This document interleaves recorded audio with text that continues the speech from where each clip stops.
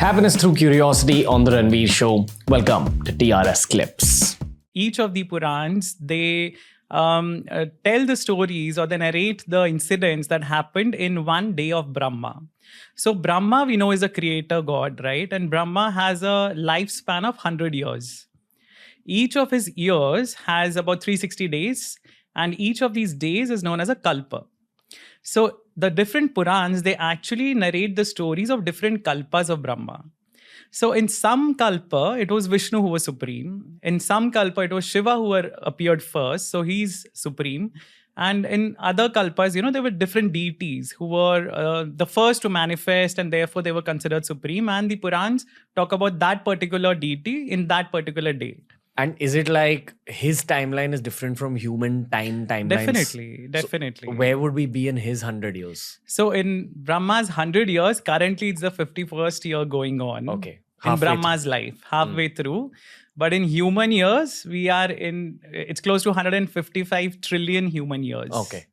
So there's a proper calculation to it, and it's not a number that's just, taken out of the air. There's a proper calculation. It's a very complicated calculation to arrive at that number. Some very interstellar vibes right there. But go on. Yes.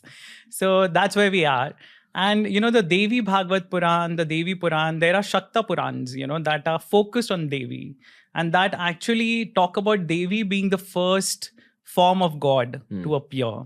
So in one particular kalpa or one particular day of Brahma, that must have been the case.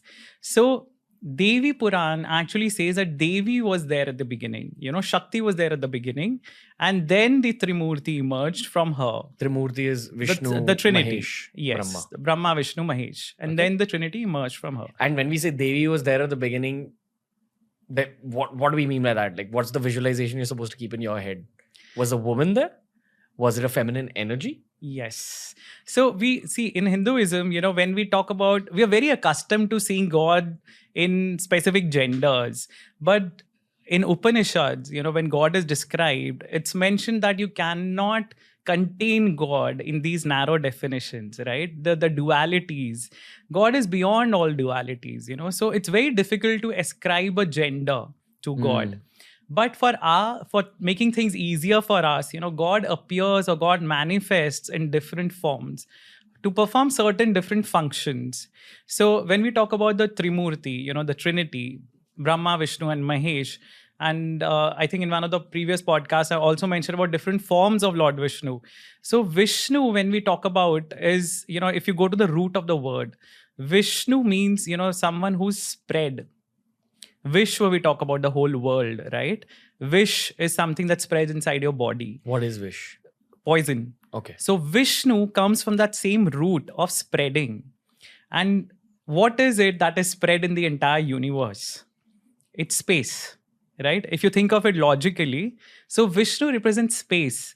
The color that Vishnu is depicted in, the blue color of the sky or the dark color of space, that's what Vishnu represents. When we talk about Shiv, Lord Shiv, we call him Mahakal. So he's time. He's the great god of time who regulates everything, who's responsible for, that's why he's called the destroyer, because, when the time is up, destruction has to happen. He is the maintainer of time, just as Vishnu is of space. So we talk about the space-time continuum. That's what it is. It's Lord Vishnu and Lord Shiv together. So what exists around us, the material creation, is Brahma. Because Brahma is responsible for creating it. That is Brahma. Gotcha. Right? But everything in this universe, it needs energy to work. Right? Otherwise, there are mountains standing there. They cannot move, There's probably potential energy, but no kinetic energy. There's no movement happening. For us to work, for us to do anything in life, any living being, it needs to have energy. The entire process of photosynthesis, starting from photosynthesis, is meant to provide us that energy, So energy is the wheels, that makes things move. So energy is Shakti. Energy is the goddess. So we can represent it in narrow terms by giving them, very specific forms. But these are the basic concepts behind those forms.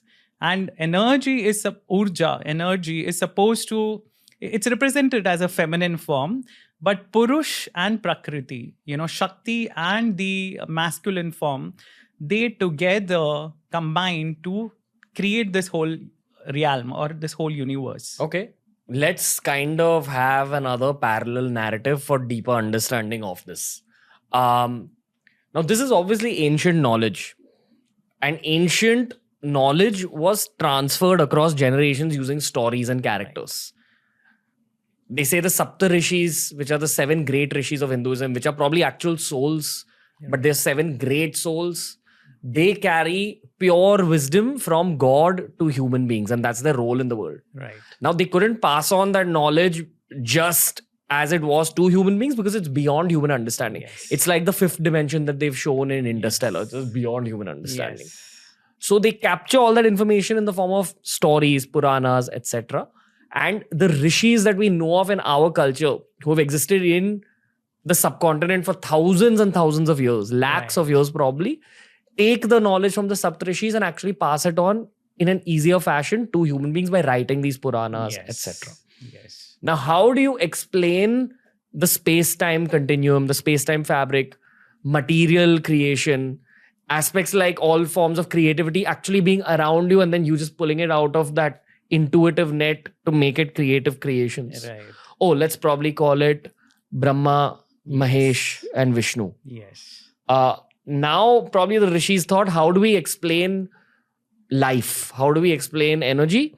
Let's give it a feminine form. Yes. Because in day-to-day human activity, could it be argued that women play that kind of a nurturing, energy-giving role, healing role in society? Definitely.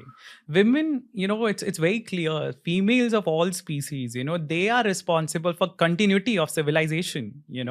Women are the childbearing gender. They are the ones because of which a civilization or a race or a species can survive. So definitely, there's the aspect of sacred feminine, which has always been there in all ancient religions of the world. Yeah. So whether you go to Mesopotamia, there was goddess Inanna, there was Ishtar, there was in Greeks, there were other goddesses like, Athena, there was Aphrodite. And all over the world, all the ancient mythologies or civilizations, all of them had a concept of the sacred feminine. So that was the basic concept of Shakti, being the energy of the universe. And nothing moves without energy, right? Thank you for watching this clip. If you want to learn more about this topic, we've curated a playlist just for you. And here's a link to the whole episode.